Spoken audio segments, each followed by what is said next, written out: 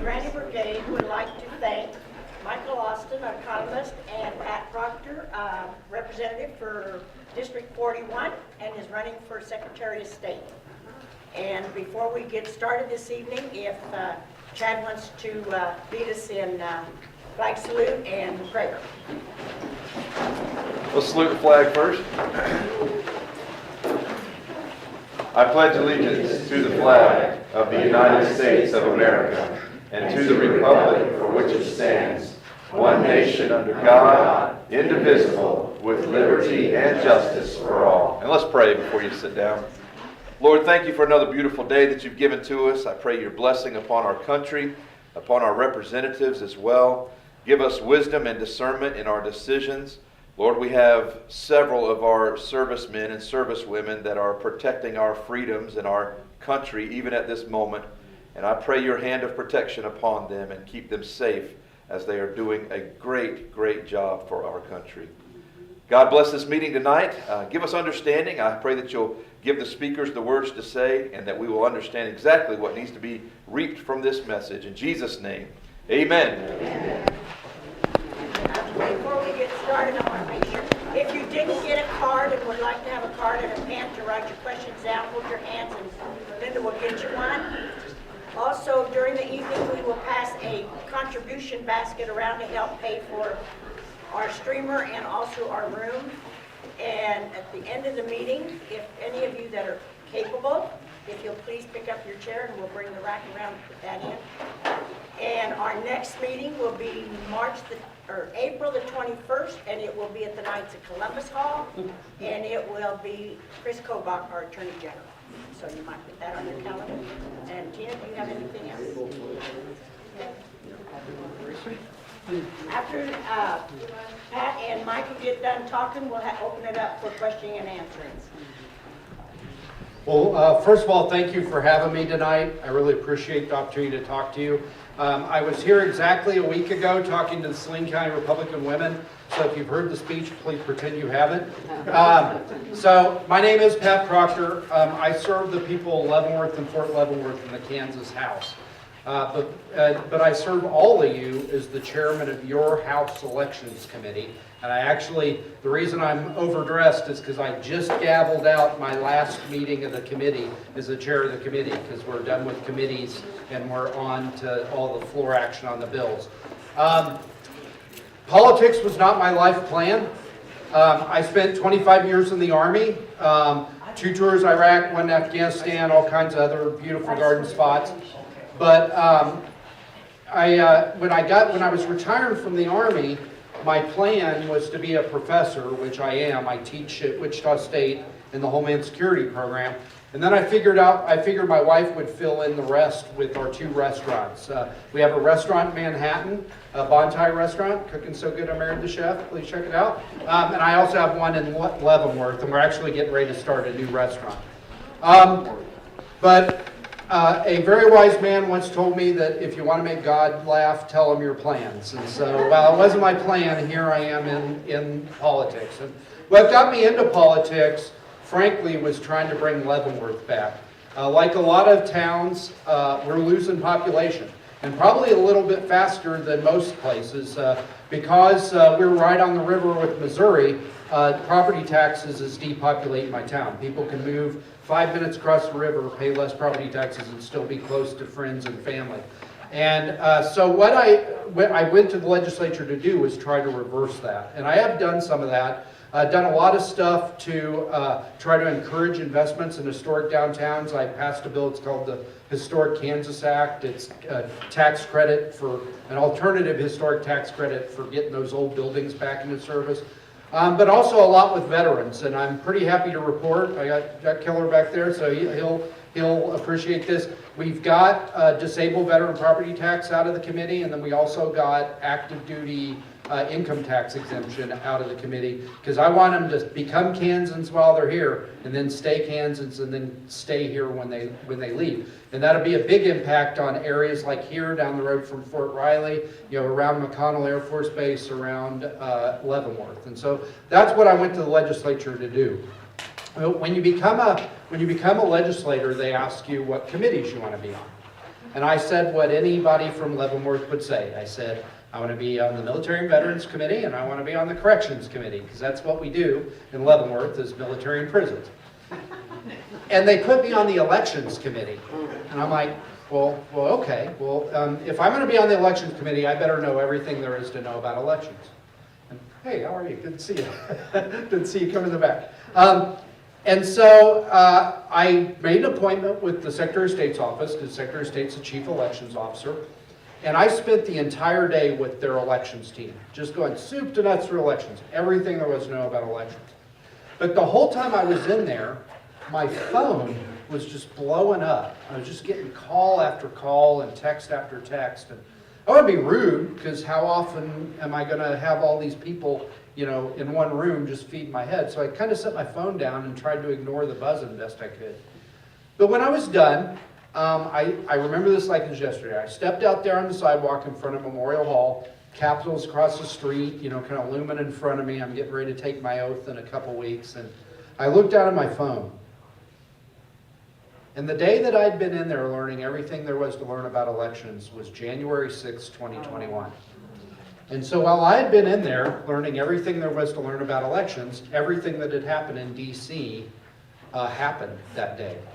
And it just sort of hit me like a ton of bricks that I had all these ideas about what I was going to be doing in the legislature, but probably the most important thing I was going to be working on was restoring confidence in our elections.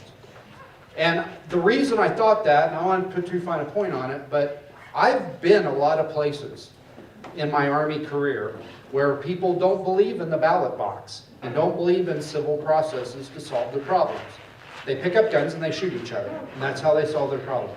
And frankly, we're already starting to see that here. You know, that kid that shot Charlie Kirk, he didn't say, I disagree with this guy, so I'm going to vote a different way. He just picked up a gun and he shot him and killed him. And I swore an oath. I swore an oath to support and defend the Constitution of the United States against all enemies, foreign and domestic, to protect our way of life, to protect our form of government. And that oath didn't end when I took off the uniform. That's an oath for life. And so if I could have some impact on this problem, bringing people back into the process, restoring confidence in our elections, I was going to do it. And so after a couple of years working on that committee really hard, I came back for my second term as a sophomore. I'm no longer a freshman. And when you're a sophomore, they ask you what leadership position do you want to be in. I did not hesitate. I said, I want to be the chair of the elections committee because I want to work on this problem. And that's what I've been doing for the last 4 years. And if I have the honor of your vote to be Secretary of State, I'm going to be doing the exact same stuff as the Secretary of State that I've been doing as the chairman of the Elections Committee, just at the statewide level, not just in that little committee room. And that is, again, restoring confidence in our election, but I'm going to be doing that in our elections, but I'm going to be doing that in 4 ways. I'm going to take just a minute to talk about each, and then I'll sit down, shut up, and let Michael talk. But first is increasing transparency in our elections. Second is combating non-citizen voting. Third is combating ballot harvesting. And then finally is cleaning up our voter rolls. So on increasing transparency, sometimes that means passing a bill.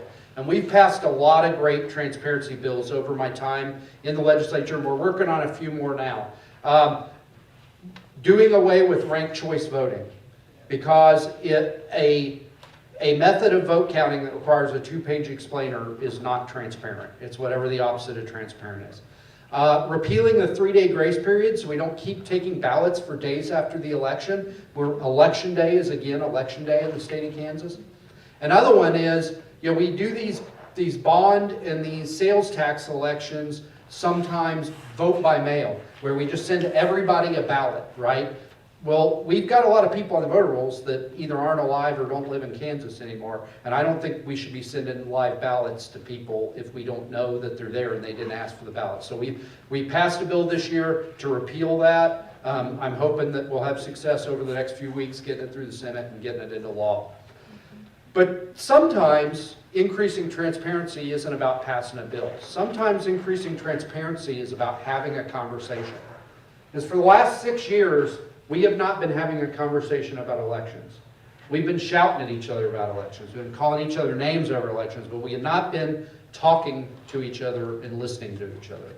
And this is what I want to take statewide, what I've done in my committee. So in my committee, sometimes I'll tee up a bill. I have no intention of moving out of my committee, but I know that it's going to bring people in who have concerns about our elections. And then I just listen to them. We all just listen to them. I might not agree with them, but sometimes I don't agree with them. And if I don't agree with them, I'm going to push back. I'm going to say, hey, did you know that we do this, this, and this to address your concerns? And it turns out, a lot of times, because people are just shouting at each other and calling each other names, they didn't know that we do this, this, and this. And I've seen it happen in my committee. The light bulb goes on right there while they're standing at the podium. I'm like, oh, okay, I guess we've addressed that concern. I have restored that person's confidence, and I have brought that person back into the process. And that's something I want to take statewide, just having a conversation with people that have concerns. Sometimes I do agree with their concerns, and if I agree with their concerns, I guarantee you the other side doesn't. But if somebody has a valid concern, because our elections are pretty good. The America First Policy Institute says Kansas is in the top 8 in the country for election security. But secure doesn't mean impregnable, right? Every system run by humans has vulnerabilities. And if we find a vulnerability, we need to have the courage to fix it. You know, and I hear this all the time when I have a bill, oh, this is a solution in search of a problem. You have no evidence that this has ever been exploited. I just told you I'm a professor of Homeland Security. I'm also the chairman of the Kansas Security Committee, which is kind of our Homeland Security Committee. Sort of the first principle of Homeland Security is you don't wait until after the plane blows up to stop the bomb from getting on the plane. You don't wait till you have evidence that somebody can get a bomb in a plane before you stop the bomb from getting on a plane. So why would you wait until you have evidence of widespread voter fraud because of a vulnerability before you fix it? You fix it before it's exploited. One of the vulnerabilities, one of the concerns that I heard over and over again last year, because I'm chairman of the Elections Committee, everybody comes and talks to me, really over the last 2 years, is non-citizen voting. I didn't know were non-citizens voting or not. So I'm like, hey, let's look into it. Well, the first thing I found out, and you could have knocked me over when I found this out, was, did you know that nowhere in the Kansas Constitution and nowhere in Kansas statute does it actually say you must be a citizen to vote? It says every citizen can vote, but it doesn't say non-citizens can't vote. So I'm like, well, hey, that's low-hanging fruit. I can fix that right now. So I sponsored a constitutional amendment. We've gotten 2/3 majority in both houses, so it's going to be on your ballot in November. I really recommend you vote yes. That only U.S. citizens can vote in the state of Kansas. So it'll be enshrined in our Constitution.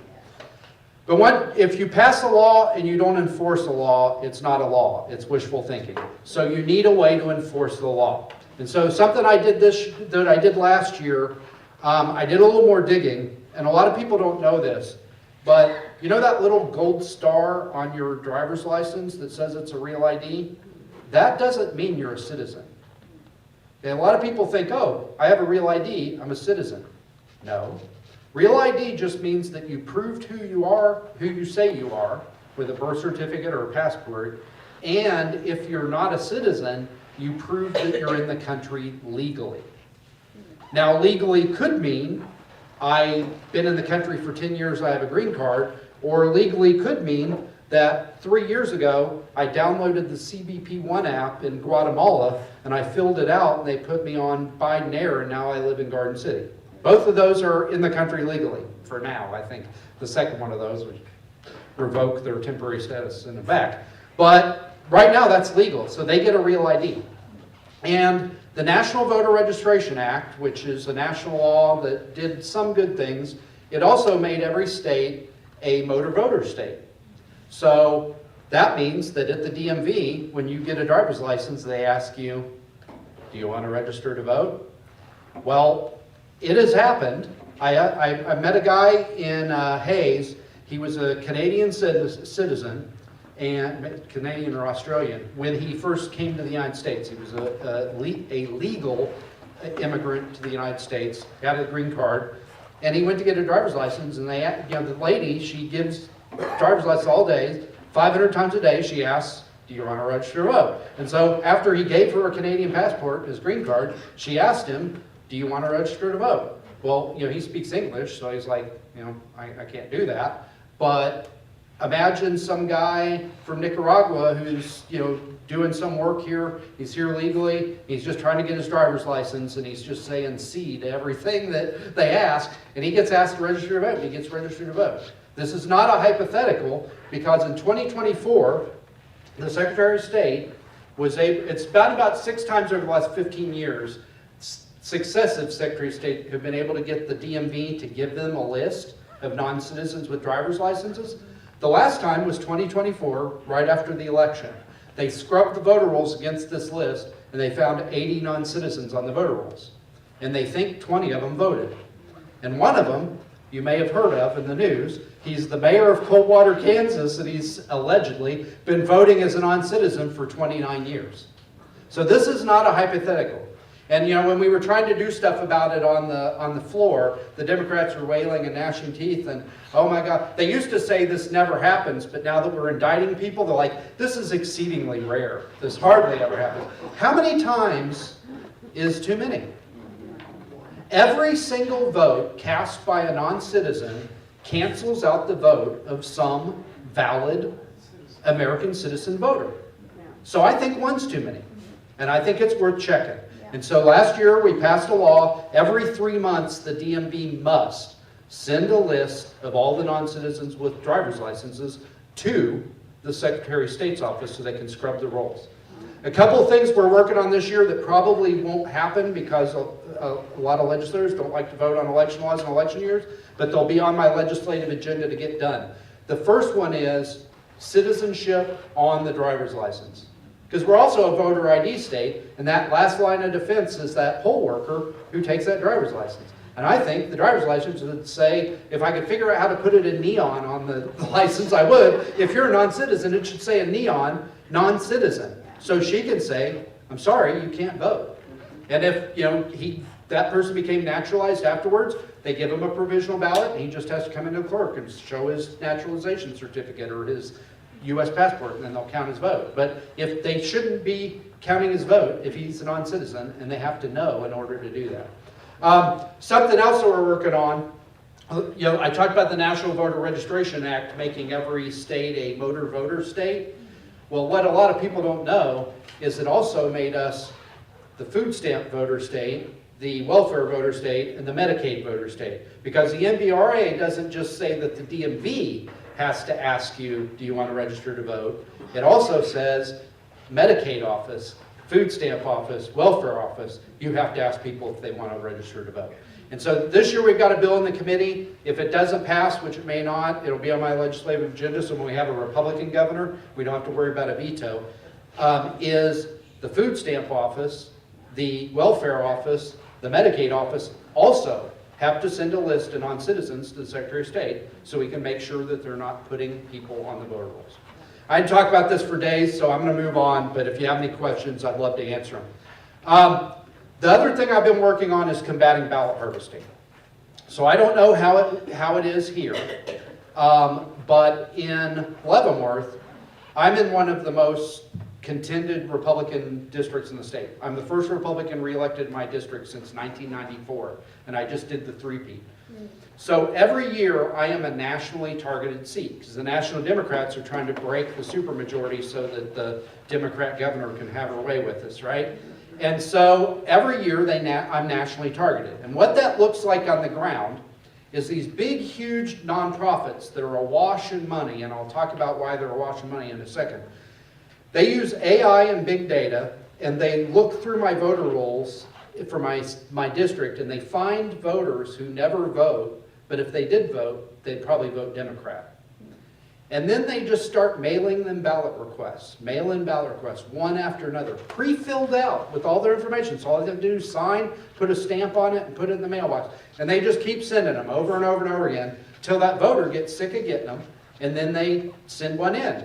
And it's a public record who has requested a ballot, right? So you could go see Jamie Doss whenever, and you could request, hey, I want a list of people that asked for a mail-in ballot, and she'll give you that list. So they have it. And fast forward to 18 days before the election, I'm out knocking on doors for Republicans and swing voters I think will vote for me, trying to turn them out, bank that vote early. And all of a sudden there are all these college kids walking the streets of my district. And we don't have a college, we don't have a lot of kids, but all these college kids from out of town, maybe they're from Lawrence, maybe they're from UMKC, I don't know. They're going to all the doors I'm not going to, because I'm going to all the, folks that vote, and they're probably going to vote for me, trying to turn them out. They're going to all the Democrats who never vote, because they know who requested a ballot. And they show up their door, they knock on the door like, hey, I think there's something in your mailbox. Holy cow, it's a ballot. Would you like help filling it out? Would you like me to turn it in for you? That, folks, is not democracy. That is the industrial manufacture of votes. It's ballot harvesting, and it's wrong, and we need to stop it. And so I've done a couple things. We limited the number of ballots that one person can turn in. The number's 10. I would have liked it to be 0, but we've got to get over an override from a veto from the governor.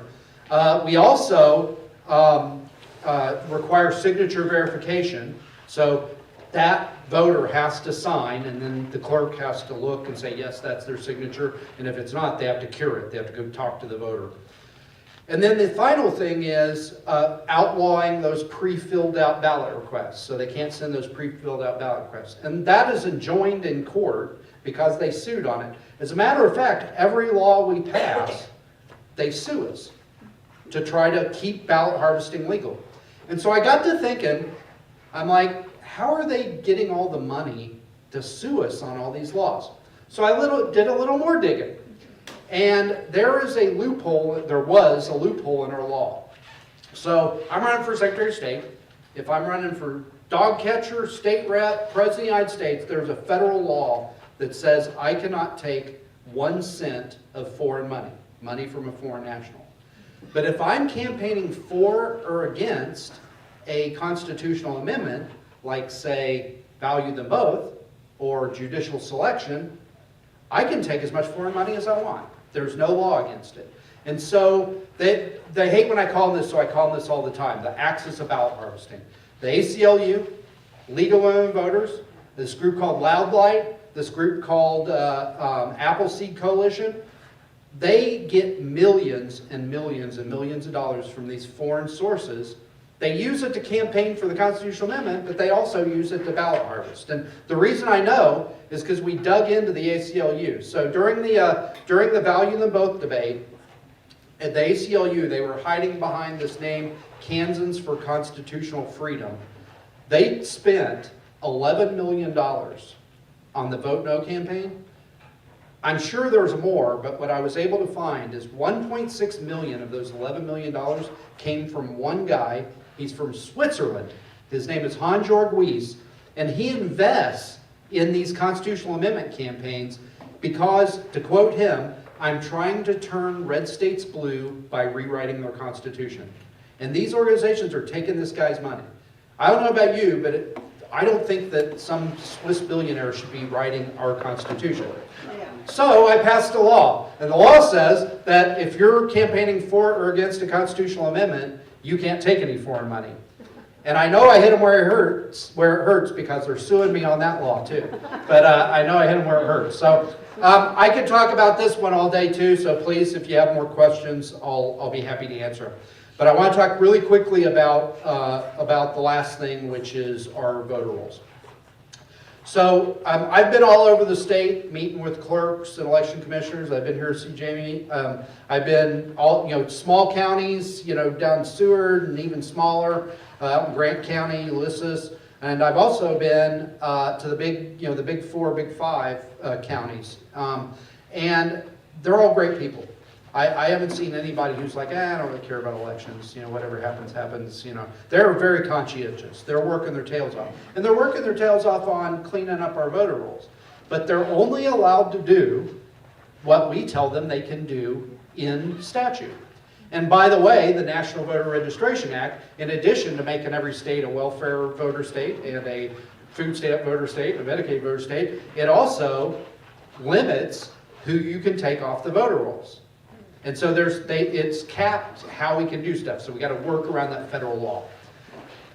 So we had an interim hearing last year. I was the vice, I was kind of cheesed off because I asked for the committee and then they made me the vice chair. But Senator Thompson was the chair and he did a great job, so that made it feel a little bit better. But we had a guy there, I don't know, some of you have probably heard of him, his name's Earl Glenn.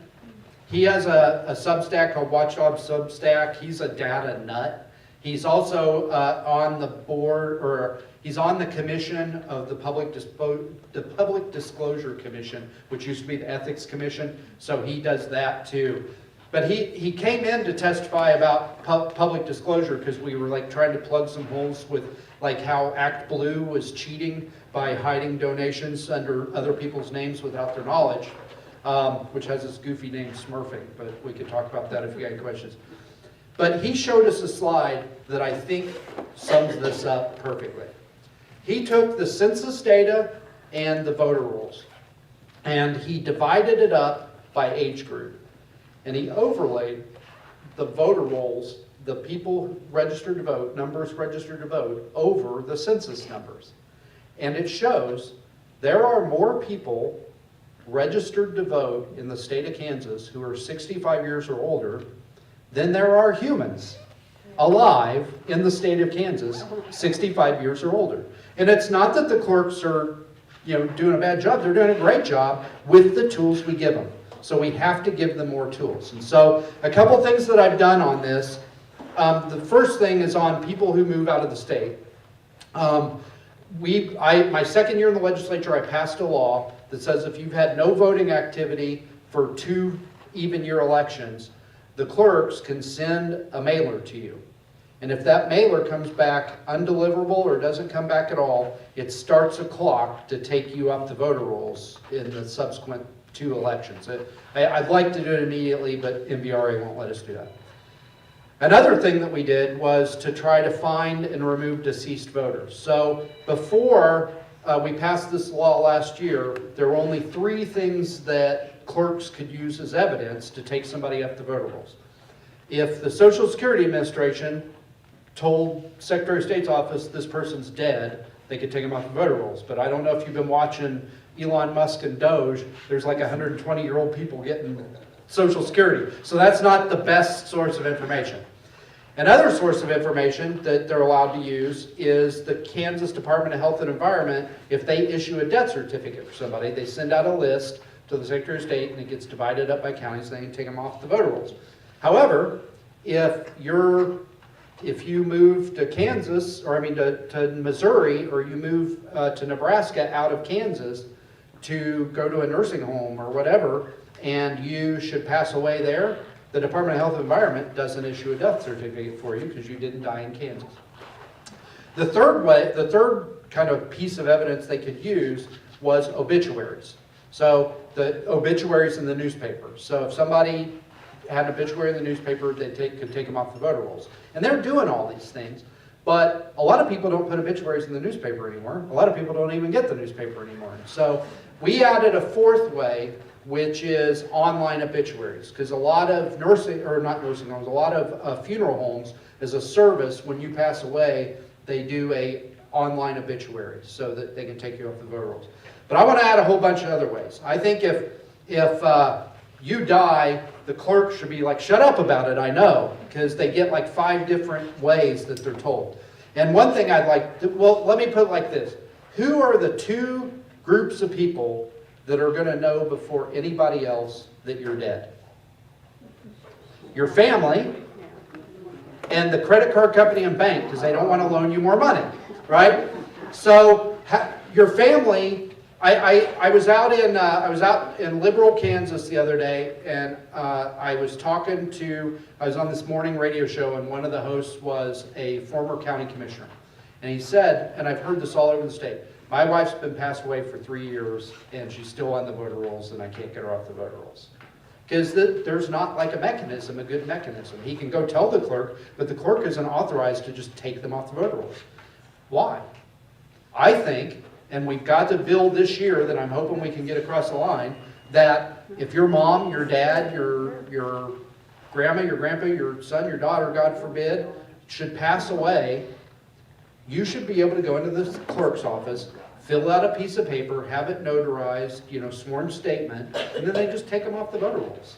A lot of other states have done this, and I think we should do it too. How does the bank and the credit card company know before anybody else that you've died so that they don't give you more money?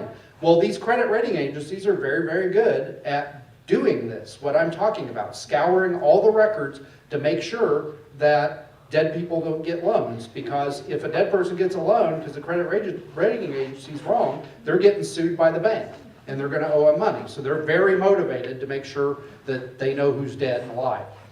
So what I want to do is authorize the Secretary of State's office to work with the credit rating agency. I'm not saying have to get a credit check to vote. What I'm saying is the voter rolls are public record, that anybody can get the voter rolls.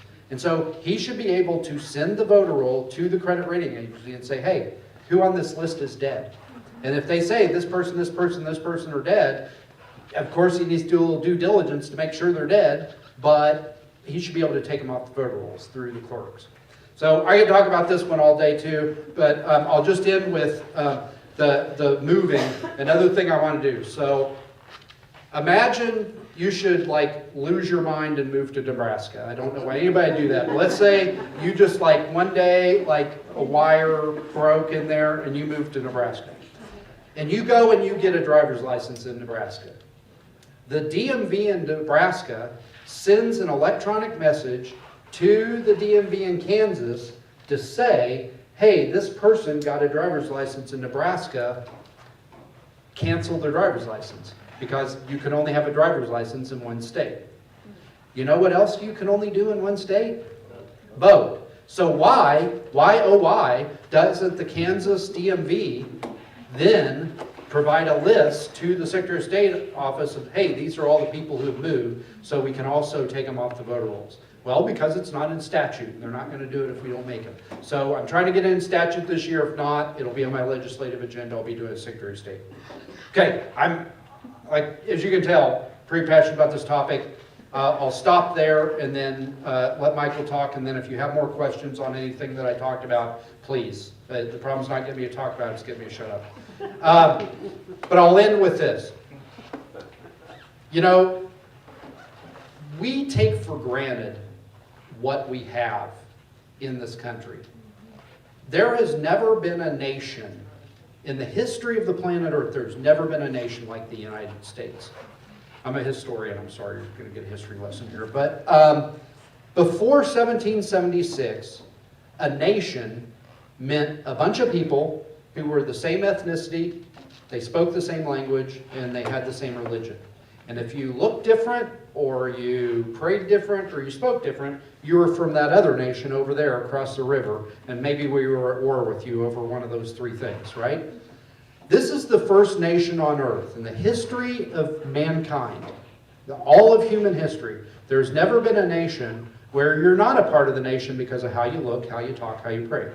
You're a part of the nation because you believe in certain principles that we all agree on and believe in. And we just said some of them here, right? We're all created equal. We're all equal under the law. We're all endowed by our Creator with the inalienable rights to life, liberty, and the pursuit of happiness. That's what makes you a part of the nation. But we're all so different.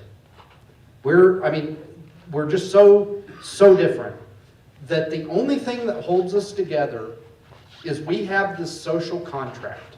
We agreed in the Constitution of the United States a few years after 1776, we agreed that every so often we're all going to get together and we're going to decide who's in charge. And if you don't like who wins, tough.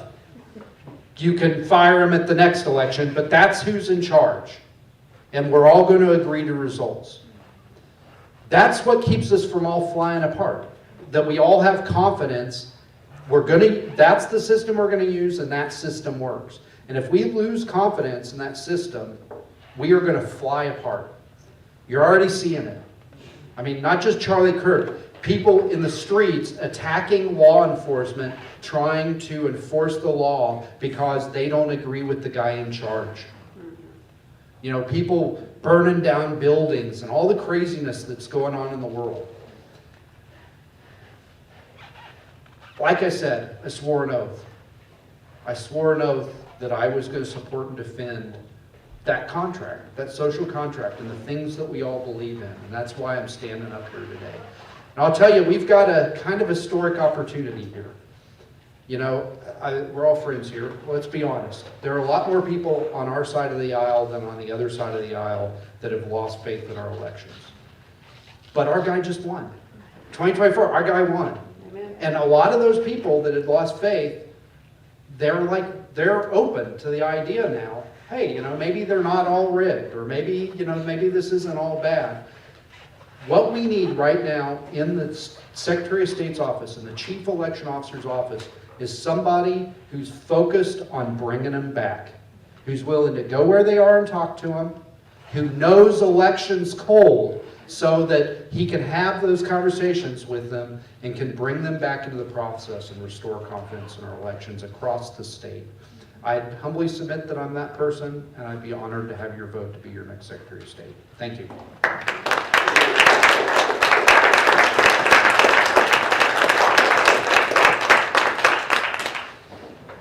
I have to be honest, that was not a great enough applause. Can we try again for our great representative?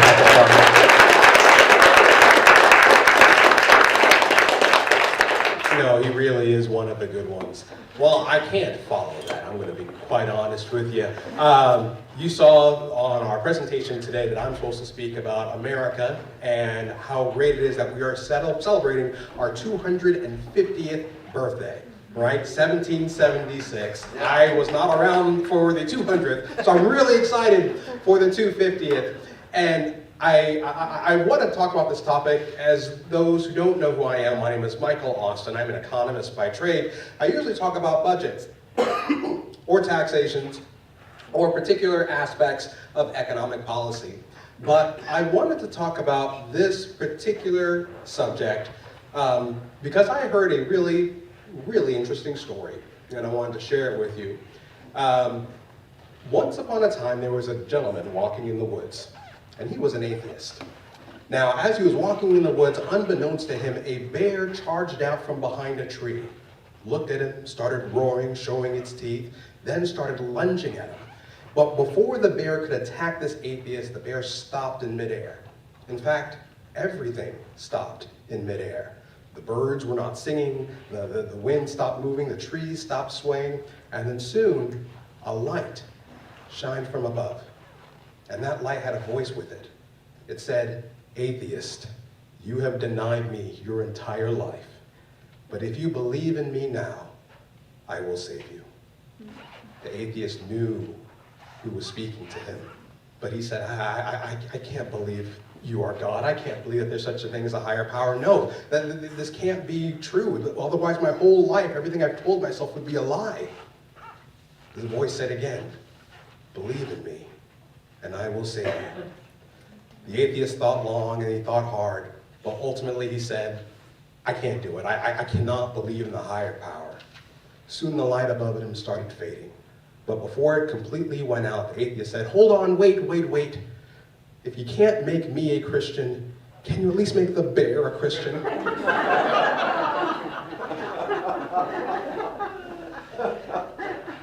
The voice said, "Very well." Right? And almost at a snap of a finger, time returned. The light shined away. Trees were swaying in the breeze again. Birds were chirping. And to the atheist's amazement, the bear stopped charging. In fact, not only did it stop charging, it got on its knees. It put its paws together. It closed its eyes. And it looked up to the sky and it said, "Thank you, Lord, for this meal I'm about to receive."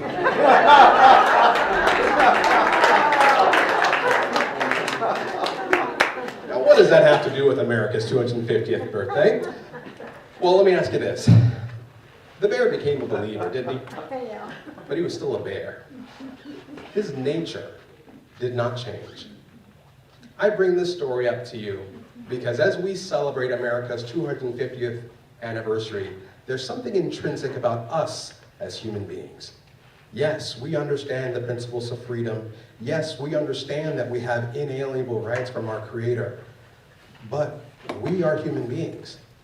And so when Representative Proctor was talking about the fact that we are equal, yes, equal under the law, yes, equal in our inalienable rights from Creator, I would also add this. We're also equal in our infallibility. In other words, we are also equal in our sinful nature. And when it comes to running this country or any country all across the world, one thing that we most certainly have to be careful of is too much power in too few hands. Famous economist, Dr. Thomas Sowell. Anybody hear of Dr. Thomas Sowell? It's like 93, 94 years old, and he's still as sharp as a tack. But he talks about that if you give anybody too much power, eventually you'll get despotism. Doesn't matter whether you have a democracy, doesn't matter whether you have a monarchy or an aristocracy, too much power in one particular place will lead to societal destruction. And so I bring that up to say that the beauty about the American founding was the beauty that our founders and framers understood that we were equal in our infallible nature. And so didn't create a system where we put all the power in the presidency, or didn't put all the power in the judiciary, or even in a legislative body. They put power in all three, and they created a system of checks and balances. And those checks and balances is one of the reasons, if not the biggest reason, why America stands as the shining city on God's green earth.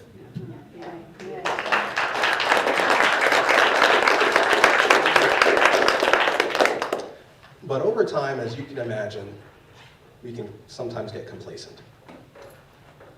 Over time, you can imagine, sometimes we feel like we've done enough. Or sometimes we feel like if it's our side that has the power or that is winning, we don't need to be as vigilant. Well, guess what I'm here today to tell you? No. I'm here to say that it's really easy to criticize some, woke blowhard for doing something stupid and inching us closer towards socialism. But true courage, the true checks and balance, right, is calling out power whenever you see it being misused, no matter whether they're on your side or not. We as Republicans, we as conservatives, we're mature. We can have a disagreement without being disagreeable. But I also want to make sure that we just communicate that when it comes to checks and balances, yes, that's our Constitution, but first it falls to us. Here I have the Constitution of the United States. As great as this document is, it doesn't defend itself, does it? Our Declaration of Independence, as beautiful as that document is, it doesn't enforce itself, does it? It comes down to us to enforce the law. It comes down to us to declare the law, and it comes down to us to do as little or as more as we're able to do, but we have to do something. Because you never know what it could lead to. As an example, I believe almost 100 years ago, roughly in the 1930s, there was a evangelical pastor by the name of Mordecai Ham. Has anyone ever heard of Mordecai Ham? Good, at least one has. It was a warm night, I believe in North Carolina. Mordecai Ham was giving a sermon and trying to bring folks closer to the Lord, and apparently it was packed. It was so packed, there were two teenage boys that walked by the tent, heard Mordecai preaching, and through their curiosity came closer. But as they came closer, they realized there was no place to sit. And not only was there no place to sit, there was no place to even stand and comfortably and reliably even listen and hear Mordecai. So naturally, they turned away and was about to walk on out. Someone stopped him. An usher. An usher who could have easily sat in this chair right here, saw those boys leaving, and could have easily said to themselves, oh, it's okay, someone else will come by. That usher said, no, not on my watch. He got up, he grabbed those two boys, he said, come with me, let me find you room. He found 2 seats for them and had them sit. One of those teenage boys grew up to be Billy Graham. one of the greatest evangelical preachers ever. The other teenage boy was Grady Wilson, his right-hand man, right? Organized countless events for Billy throughout his preaching life. And the beauty of that story is, history didn't turn because of Mordecai Ham. Billy Graham was obviously great in and of himself, but it turned because of an usher. And in fact, an usher, no one knows whose name is today. His name is lost to history. But because of such a small and simple act, that was the effect that he has had today. And that is the power that all of you have right now. Each and every one of you have a particular issue, whether it's here in Salino or Saline County or Kansas or even the entire nation, where you might know it's wrong, but maybe you don't say anything. I'm here to ask you that maybe you should.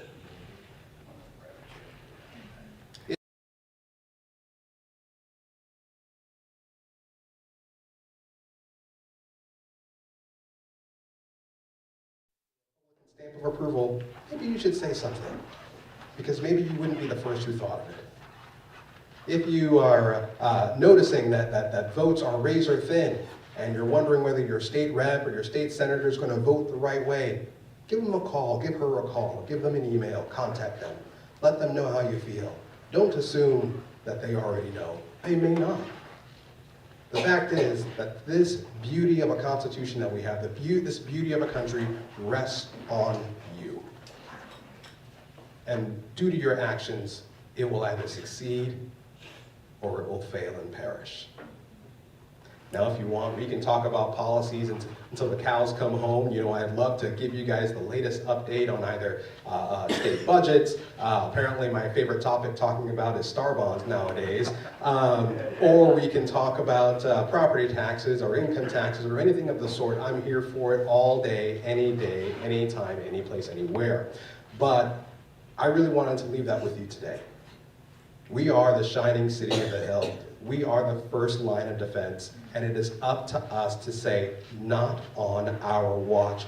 We will keep our country, we will keep our justice, we will keep our peace, because we are Americans, but most importantly, we love our Lord, Jesus Christ. Thank you, everyone. God bless you all.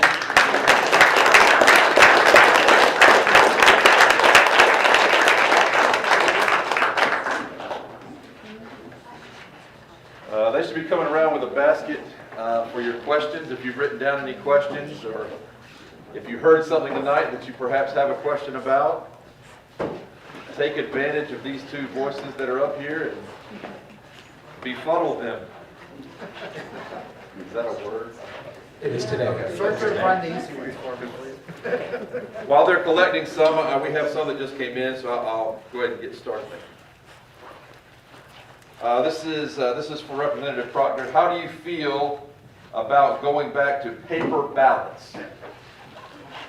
So, first thing I'd say is we have paper ballots. So, a lot of people don't know this, but whether you cast your ballot by circling in the little circle or touching that big touch screen, it produces a piece of paper.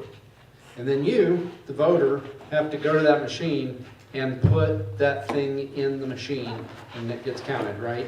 Something else people don't know is after the election is over, the clerks and the Secretary of State's office both randomly pick races, randomly pick counties, randomly pick precincts, and they, for those things that get picked, they go to the machine, they open it up, and they pull out all of the paper ballots. And then they hand count that race. And if that race doesn't match 100% what the machine said, the alarm bells go off and they start counting everything, because they know that there's some kind of problem with that machine or that program or whatever. So we do have paper ballots, and we are looking at the paper ballots. A couple other things I'd like to say. First of all, so the president has an executive order on election integrity, and it is my commitment to you that every jot and tittle of that executive order we are going to implement here in the state of Kansas. As a matter of fact, we've already implemented some of it. So the exact day that that executive order came out, we, on the House floor, finally, after I was working on it for 3 years, were able to override the governor's veto to repeal the 3-day grace period. So election day is election day. And I totally planned that. Me and Donald Trump, when we were having lunch the week before, I said, hey, Don, if you could just hold, no, that's not true. But yeah, so, but it is an amazing coincidence, and it's really cool. But there's a lot of other great stuff in that executive order. There's stuff about ranked choice voting, which we've also banned, going away. There's a lot of stuff on voting machines that I want to get done. And I am, in addition to being chair of the elections committee here and being a state representative, I'm also involved at the national level on a lot of stuff on elections. I'm part of an organization, it's called ALEC, the American Legislative Exchange Council. It's a group of conservative legislators from all over the country. We get together twice a year and we share ideas. In that organization, I'm the chairman of the Federalism, International Relations, and Homeland Security Task Force. I'm also the chairman of the election subcommittee. And so all the great stuff we're doing here in Kansas, I'm turning into model legislation that can be done all over the country so we can spread Kansas goodness everywhere. But I'm also a part of a group. So you remember 2000, the hanging chads thing? Well, after that election, the Congress passed a bill. It's called the Help America Vote Act. And it created an organization called the U.S. Election Assistance Commission. U.S. Election Assistance Commission does a lot of stuff. The form, the National Voter Registration Form, that comes from the Election Assistance Commission. All of the standards for election machines and what we can use them for, what we can't use them for, comes from the Election Assistance Commission. I am on the board of advisors for that group.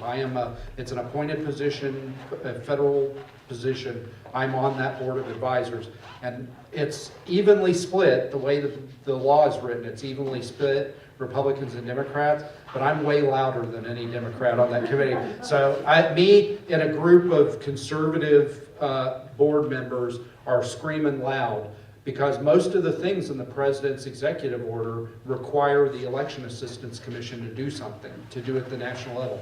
In addition to the voting machines, it also has documentary proof of citizenship to register to vote. You'll remember Chris Kobach, when he was Secretary of State, he got a law passed to require proof of citizenship, and then it got overturned in court. The reason it got overturned in court is because the court said, well, that's not on the federal form created by the Election Assistance Commission, so you can't add it.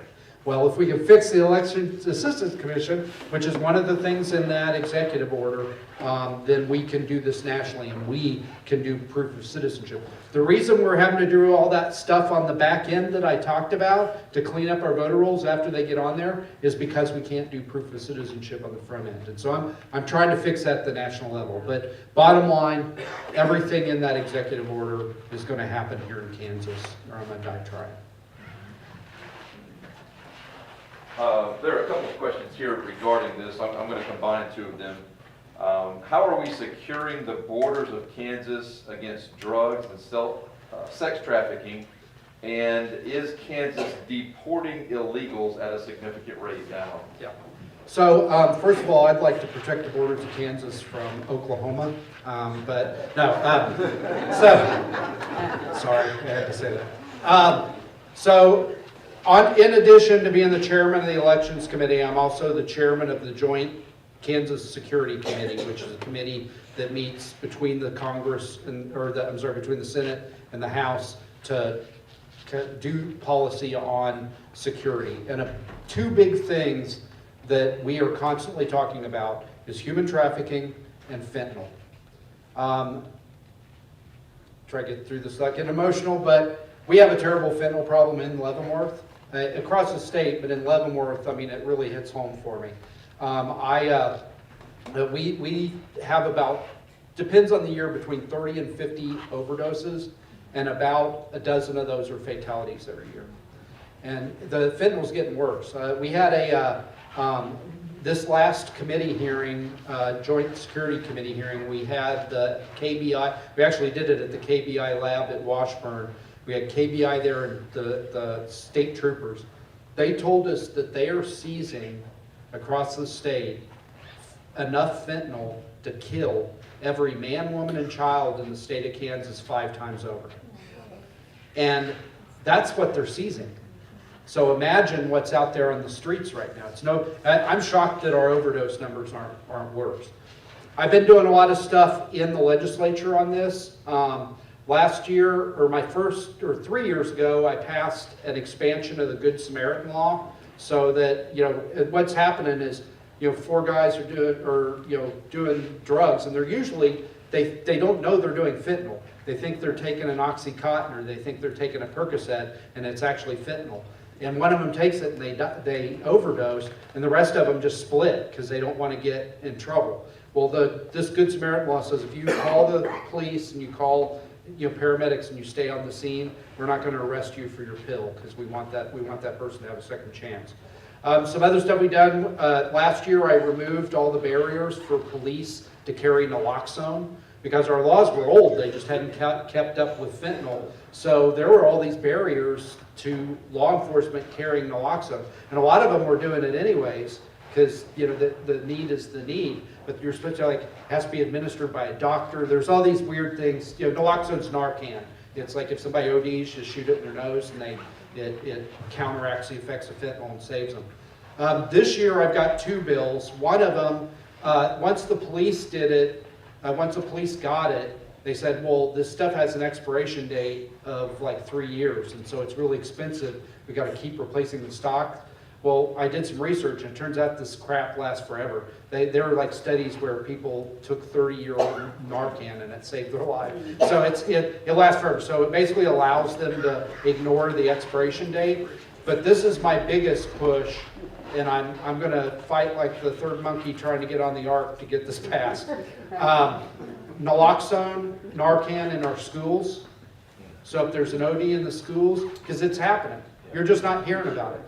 If a dozen people died in being run over by cars at a corner in Leavenworth, it would be all over the front page of the paper, and people would be standing on the lawns in City Hall demanding action. But for some reason, 12 people dying of a drug they didn't know they were taking when they took it doesn't even make the paper. And I don't understand that. And it's happening in our schools. Kids are dying in our schools, or ODing in our schools. So it requires them to carry Narcan. It requires fentanyl education. So that's the one that I think is really, really important, because I'll just end with the story. I don't mean to drag everybody down, but I'm going to try to get through this one without getting emotional. I had a friend, his name's Andy Burris. And Andy's an Air Force veteran, lives in Lansing. He's just outside my district, but I know him. And his son got on Snapchat, and he bought what he thought was a Percocet. The guy came at 2 in the morning, took $15, gave Cruz, Andy's son, a Percocet. Cruz was having his first drug experiment, and he wanted to share it with his friends. So he called on FaceTime in his room at night, 2 in the morning, got his friends on FaceTime, took a Percocet that was actually fentanyl, and died right in front of his friends. And his friends are 15 too, stupid kids. And they're afraid they're going to get in trouble, or they're going to get him in trouble. So they didn't call his mom and dad. They called his sister, who of course is dead asleep at 3 in the morning. And so his mom comes in the next morning to wake him up for school and finds her son dead.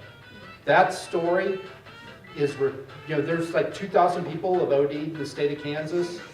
Probably 90% of them have a story like that. It's not drug addicts, that are shooting up in a corner and one of them ODs. That does happen, but 90% of the people who are dying from fentanyl don't even know they're dying from fentanyl. That's why people don't call the advocates don't call it fentanyl overdose. They call it fentanyl poisoning, because overdose means I took something and I took too much of it knowing I was taking it.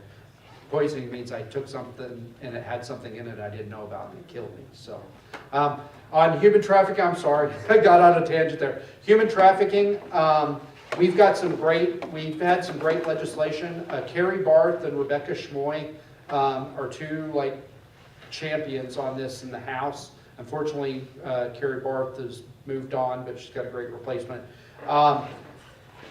So there is a federal law on human smuggling, not trafficking, smuggling, moving somebody from place to place for the purpose of then selling their labor or selling their bodies or whatever. But there's no state law. And you remember back when Joe Biden was president, he wasn't stopping nothing. And so our state troopers or our sheriff's departments would stop a U-Haul, open the back of it, and there'd be like 15 illegals in there, and all they could do is give them a ticket for not wearing a seatbelt. Because there was no state law on human smuggling, and if they called ICE, ICE wasn't allowed to respond. So they passed a law that makes human smuggling a crime so that we can rescue those people. It's not about, we're not going to arrest them, we're going to get them and make sure that they're not sold into human slavery anymore. Now, if they're illegal, but they shouldn't be trafficked anyways. They're still human beings. But now we've got ICE. We've got ICE actually working with law enforcement here in the state of Kansas. We've got a no sanctuary city, no sanctuary county, no sanctuary state law here. The Attorney General and Tony Mativi, the KBI director, are very, very active working with ICE. But I'll just tell you, there are, this whole 2 million person flood of illegal aliens, Joe Biden wasn't sending them to Kansas on Biden Air. He was sending them to California, he was sending them to New York, he was sending them to Minnesota. And the reason he was sending them there is because he's trying to redo the census so that they have all the Congress people, and that when reapportionment happens, they'll have majorities in the House and they'll have more in the Electoral College. I hear all the time about, oh, non-citizens are voting. Well, yes, we found some non-citizens are voting. But the reason he was shipping them here wasn't so they could vote. Now in California, there's no voter ID, so they probably are voting. But the reason he shipped them here is for the census, so they could change reapportionment, so they could change the Electoral College map, so that no Republican could ever win president again. And so they need to go. They need to go. And we're cooperating with ICE here. We are deporting people, but Kansas ain't the problem. Kansas ain't where they all went. They all went to the blue states. Sorry. This question is going to be for both of you guys, and Mr. Austin, I'll let you start. You've been taking a break for a while there. So, I love breaks. but you're going to love this question. What is your opinion on star bonds?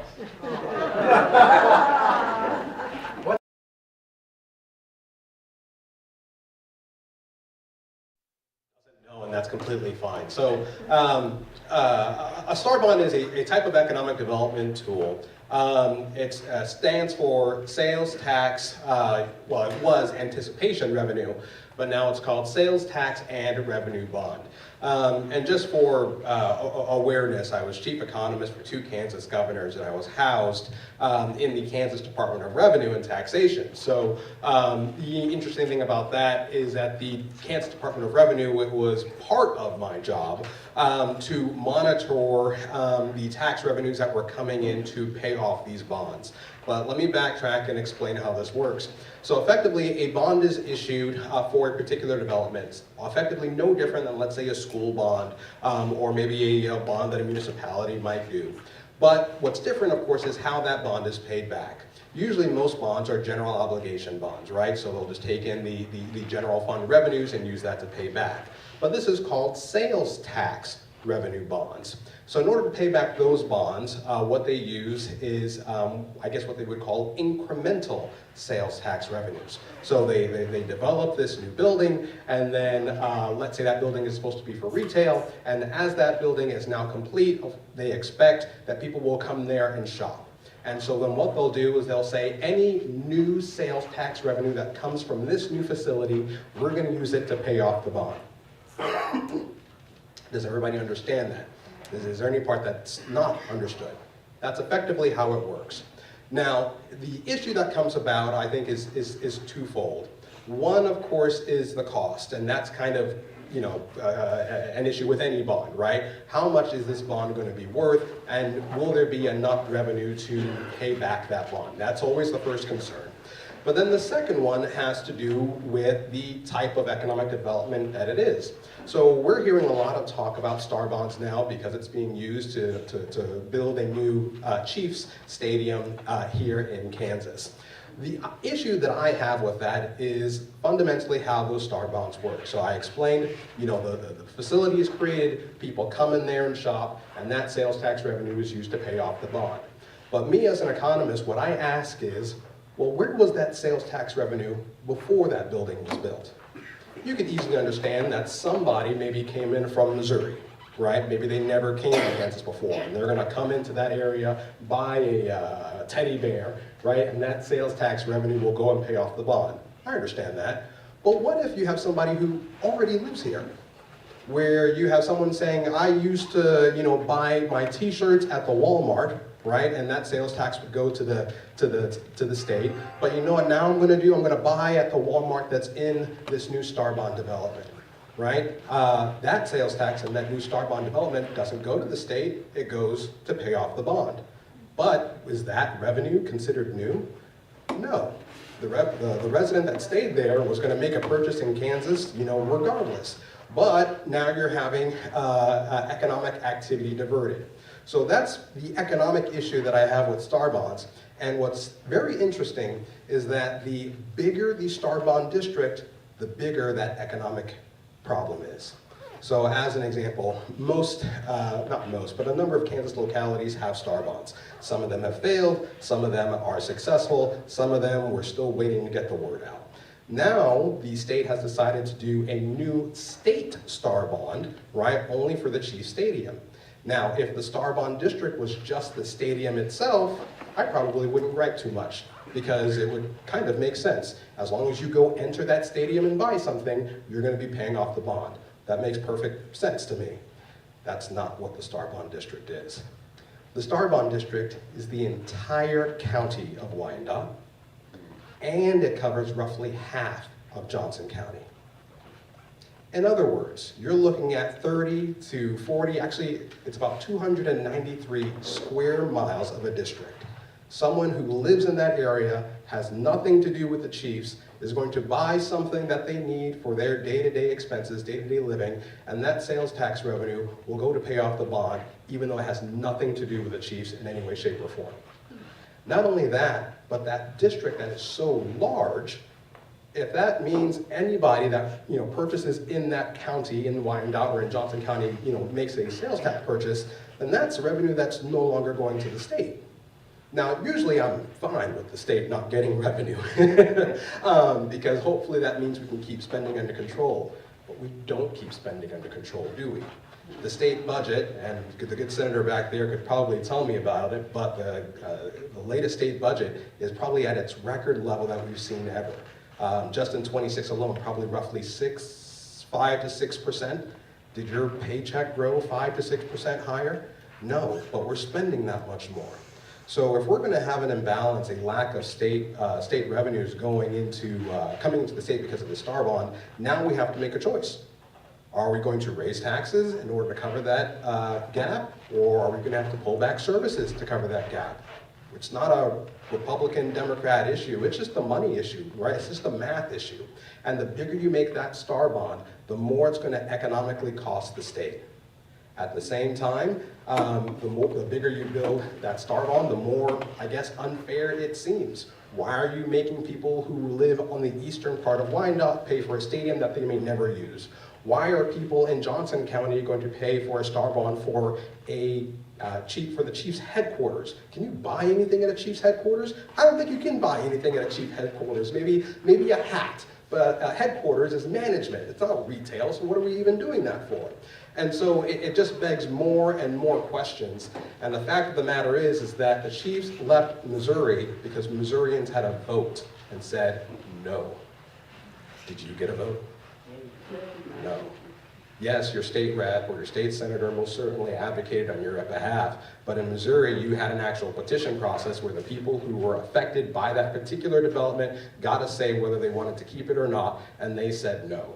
And part of the reason why the Chiefs decided to come over here was because we don't have the same type of safeguards. So, as for a star bond, that is most certainly what it is. There is actually a debate today in order to create a sports authority for that. What that effectively is, it's going to be an appointed body that will make financial decisions on how to build that stadium. And it's an appointed body, so it's not directly accountable to the people, no different than, let's say, Port Kansas City, that it's up in Missouri. Clearly there are problems out there. It'll have ability to do eminent domain, it'll have ability to make unilateral decisions, and gosh, there was one particular aspect that really just grinded my gears, and it was, in this new stadium, state officials will have a suite. They can't pay for the suite with taxpayer dollars. However, any food or drink in that suite will be on the taxpayer dime.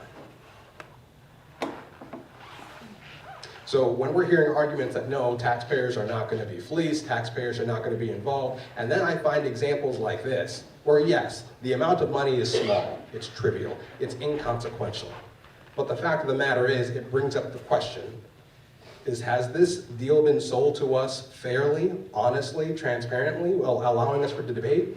Or have we been hoodwinked, and told one thing so that something else can happen at the same time? And the lack of transparency, I unfortunately believe, is not a good part of the process. I believe we should have more of a say, we should have had more of a say for something that this big. Will our star bonds the right tool? I'm leaning on the side of no, but at the very least, I believe more Kansans should have had a say about it. So, So I'll start by saying I voted against the Chiefs, because I'm reading the room here. Now, I voted against the Chiefs deal. I agree with everything that Michael just said, and that's why when we talked about it, I'm like, yeah, I'm a big fat no on this. I voted against it for two reasons that were not any of the reasons that he said, but I'll explain why. The first thing is, I asked my constituents, and they did not want it. And so I told them, if it's going to raise your taxes 1 cent, I'm not going to do it. And the star bond, fun fact, the Chiefs Stadium, economic development-wise, is great for Leavenworth, because we're not in the Star Bond district, but my house is 20 minutes from where the stadium's going. It's pretty awesome, right? So we're kind of getting the good side of the deal. But the reason I still voted against it was, first, I told my constituents, if it's going to raise your taxes, I'm not going to vote for it. And the KCK mayor, the previous one, was all over TV saying, well, if we're going to put this in, it's going to take all our revenue, so I'm going to need to do an earnings tax. A 1 cent or 1% earnings tax. I could stand here right now and name 6 people within 2 blocks of my house that work in KCK or in Wyandotte County. It would raise their taxes, and so I voted against it. It was an easy vote. Well, it got a lot of pressure, but it's either right or it's wrong. But the other reason I voted against it, and I got to tell a story in order to get back to why I voted against it. So, you remember sports gambling? You remember that, Bill? Midnight, it came to us 3 times. We voted it down twice, or we voted it down once, maybe twice, and it came to us a 3rd time, and they kept like sweetening the deal, and one of the things was this sports attraction fund, right? And we were hearing, oh, we're gonna make all this revenue off this, we're gonna be able to do away with property taxes, we're gonna make so much money on gambling. Well, first of all, I sort of have a philosophical disagreement with the state profiting from something that hurts people. And I don't get too deep into it, but my wife has a family member that has struggled with gambling her entire life. We at one point had to completely bail her out, totally, pay off all her credit cards and everything and get her back on her feet so she didn't have to declare bankruptcy. So I couldn't go home if I voted for this because, with current gambling, the limiting factor is you have to go to the casino to gamble. But with, sports gambling, the casino's right here. And you can gamble all day. You can lose your paycheck, without even getting up off your couch. And so that was an easy vote for me to vote against. But while we were hearing all these things, a guy named Francis Awerkamp, who's from a little bit east of Manhattan, and a guy named Paul Wagner, who's my vice chair in elections, he's from Hutchinson. They had crunched the numbers on this, and they were up there on the floor saying, or up in calendar and in the caucus and on the floor of the House, saying, you're not going to get anything from this. Because the bill was written by the casinos, and the casinos had made themselves a monopoly on sports gambling. And Francis Averkamp showed all the states where they had let the casinos run it and how they had gotten no money. Paul Wagner went into the language and showed that, you hear on the radio your first 200 bets are free, or $200 worth of bets are free. They're claiming that against their profits, so we're not getting any tax money. We're getting tiny, tiny amounts of tax money because of they're giving away all these free bets to get people hooked on sports gambling. So I could, you could just smell, the crooked in the room. And I don't want to, I'm not attacking any of the legislators who voted for it. People voted for it for a lot of reasons. Some folks, they got a casino in the district, it's good economic. I mean, there's a million reasons to vote for it. But to me, if you have to talk yourself into doing something that profits off of people, through deceit, probably not a good thing to vote for. That's my opinion. But what does that have to do with the Chiefs? Well, on the day of the Chiefs, but you'll remember the Chiefs vote happened. The governor vetoed our tax cuts. We didn't want to go back on an election year without any tax cuts. So she called us back into special session, and this Chiefs thing got plopped on top of the one-day special session. So we had one day to debate it, vote it out. So I knew the fix was in. You could just smell the crooked in the room.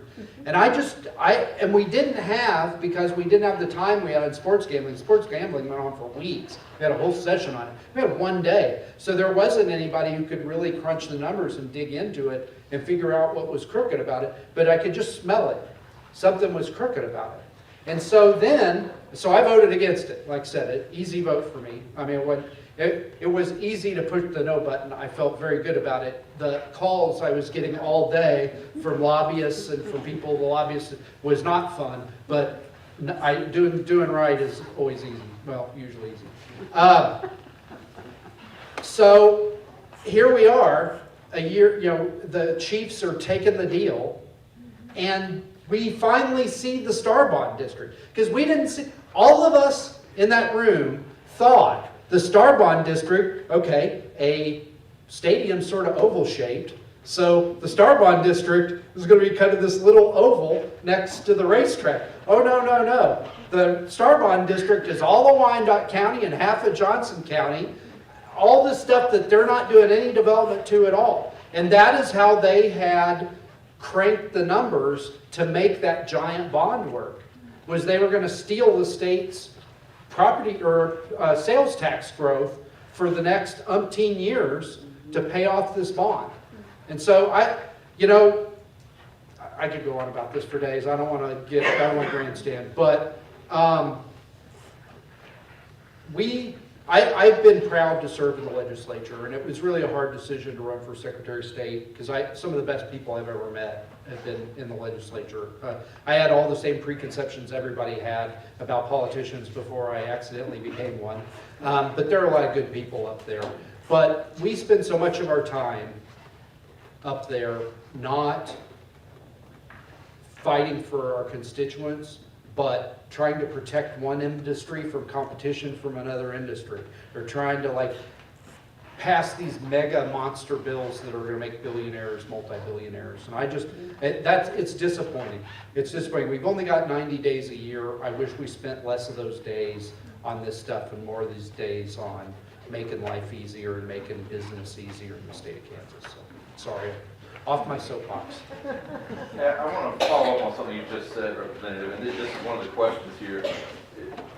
Going from a representative and running for Secretary of State now, what impact do you believe you could have as Secretary of State that you would not be able to achieve as a legislator? Well, I do love being in the legislature. I love being the chair of the elections committee. If you're having a slow night and you're bored and there's nothing good on Netflix, turn on the elections committee. It's awesome. It's always fun. We lost one of our semi-normal Democrats and got a real bomb thrower, and so now like every meeting is, we're racist and trying to disenfranchise people of color or whatever that means. So yeah, it's a lot of fun. It's rough and tumble, but I love the taste of Democrat tears. They're delicious. They're sweet and salty. And they called me last Tuesday. They called me an anti-Semite, and 3 of them stormed out of my committee because I said the name George Soros. And I leaned over to the ranking minority member and I turned off the mic and I said, if I'd known that's all it took to get him out of the committee, I would have said it on the first day. But, sorry. The reason that I got in the race was, frankly, there were some people who were talking about running. And it's a little sensitive. I might make somebody in the room mad, but I want to be honest. There were some people that were talking about getting in the race that had no interest in restoring confidence. There are people out there, there's a lot of people out there that just, they watch the news about New York, or they watch the news about Colorado, or they watch the news about California, and they think it's going on in Kansas. And that's just a misunderstanding of the checks and balances we have in place, and you can have a conversation with them. But there are folks that are profiting from suspicion in our elections. There are people that are selling podcasts. There are people who are selling subscriptions. There are people that are going on speaking tours all over the country. They don't want this problem solved. They don't want confidence restored because they're profiting from it. And there are some legislators and some politicians here and in other states that are profiting politically from sowing suspicion. They have made a political career on it's all rigged and I'm the only guy who can fix it. And a couple of those folks were talking about running for Secretary of State, and I did a lot of praying because I thought I was where God wanted me. I thought this is what God wanted me doing. Running the Elections Committee and working on this issue and restoring confidence. But in prayerful consideration, I could not sit in that little committee room and try to fight that battle in that little committee room while some statewide candidate, or God forbid, some statewide elected officer went around the state on the election denial tour. Because it would burn down. It'd be like if I had spent, at that point it was 5 years when I was making the decision. I did 5 years in the legislature working on voter confidence. It'd be like spending 5 years building your dream home and then sitting on the porch swing while somebody came up with a can of gasoline and burned it to the ground. I couldn't watch it, so I decided to throw my hat in the ring. Now, all those people, most of them are not running anymore. There's some that haven't committed one way or the other, and the filing deadline's till June, but every day they don't get in, it gets less likely. But that's why I got in the race. And what I can do as a Secretary of State that I can't do in that little committee room is go all over the state and have the conversations that we're having in the committee room. Because I really do think, I've watched it work. People have concerns, you talk to them about it, and then you tell them what's in place to address their concern already. Or, if there's not something in place, you fight and you get it in place, and you restore that person's confidence and all the people that have that concern, and you bring them back into the process. That's something I can't do in that little committee room as well as I can do going all over the state, meeting people where they are. So. This is probably going to be our last question, and this isn't really addressed to either one of you, so feel free to jump in. I know we've heard a lot about elections with the Secretary of State's office, but also the business division, Department of Commerce. Can you just give us an update, what's going on or what goes on in the business division? Yeah, so the Department of Commerce is under the governor, but the business division is under the Secretary of State. And I'm really excited about this, so I'm glad somebody asked this question. Well, anybody wants to talk about his elections, which I'm passionate about, but there's some other stuff I want to do as Secretary of State. This is something I can't do as Chair of the Elections Committee, so I probably should have just said this. So when me and I told you we got restaurants.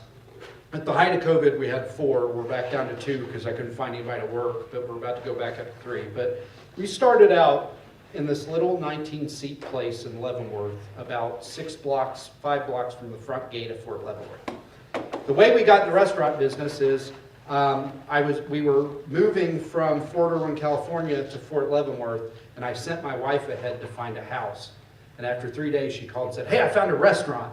And that's how I ended up in the restaurant business. She had worked in restaurants her whole life. And thank God she had worked in restaurants her whole life and knew how to run a restaurant, because otherwise we would have been in real trouble. But neither one of us knew how to start a business. I was an Army captain at that point, brand new major at that point, and my wife had worked in restaurants that were already established. She'd never started a restaurant. And of course, hey Pat, figure it out. So, yes ma'am. So I kind of did the obvious things, right? I'm like, okay, well, we're going to have to call this business something. So I went to the Secretary of State's website, and they've got the little window where you can type the name of a corporation, and it wasn't taken. So I claimed it for the Proctors, and Bontai Restaurant was born. And then I'm like, okay, I think we have to pay somebody taxes. So I looked up on the IRS website, I found the EIN thing, and I filed for an EIN, so I could pay taxes. I'm like, okay, I think I also have to pay taxes in the state. So I clicked all over the internet, and I found where you get the sales tax ID, so I could pay sales taxes. And I'm like, okay, we're serving food. I think somebody makes you get a license to serve food. So I clicked around some more. This is 2006, so Google wasn't quite what it is now.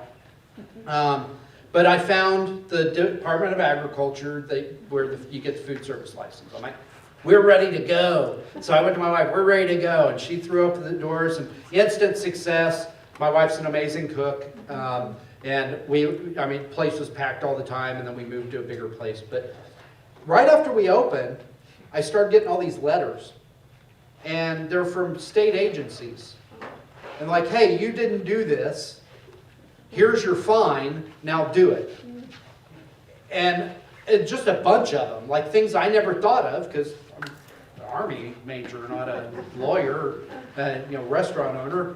I am now, but so that always stuck with me. That always really, that's a kind of a learning moment for me.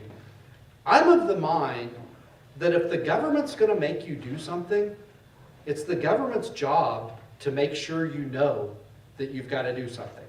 And that always stuck with me. And so I think the business division is where we do that. Because even stupid Major Proctor knew that the first thing I had to do was name my restaurant, and I went to the business division website to make sure the corporation name wasn't taken and took it. So, first of all, in that division, wouldn't it be amazing if there was one or two people in that office who'd ever started or run a business? So if you had a question, they can't give you legal advice, but they could say, hey, have you talked to this person, or have you talked to that person? They could pick up the phone and they could talk to you. Instead of, hey, go to the website and fill in the name, right? And then click all over the internet. The other thing's a little more ambitious. So on that page where you type in Bontai Restaurant or whatever kind of company you want to start, I want to put another little window. And that other window is going to have a prompt that says, what kind of business do you want to start, and where do you want to start it? And you put restaurant in Leavenworth, or you put feedlot in Garden City, or you put grocery store in Salina, or whatever it is you're going to start. And then an AI backend goes out, looks at the federal regulations, the state regulations, and your city ordinances, and spits out, this is all the crap you got to do. With links. You got to fill out this form, you got to fill out this form, you got to fill out this form. And then these are all the regulations that you got to follow, right? People smarter than Major Proctor hire lawyers to do that. And no offense to any lawyers in the room, but I want to put you out of business. I think that this is a trivial thing for the government to do that we sort of owe you because we're telling you to do things. We should help you figure out what those things are you got to do. Once I've got that up and running, I want to go back to the legislature and I want to get a law passed that says if that website doesn't tell you you have to do it, we can't charge you. I'd like it to say you don't have to do it, but once in a great while a regulation is a good idea, right? But I don't think we should be able to fine you if we didn't tell you you have to do it. And so I want to lower all the hurdles to starting a business. I want that business division to be an entrepreneurship engine. And so I'm excited about that part of the job too. I have a business. I would like it to be easier to work and manage my business with the government. Please, Pat Proctor, help me. We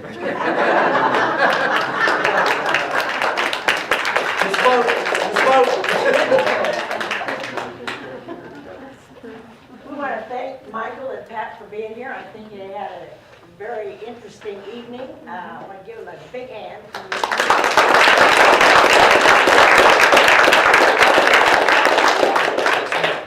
Please do.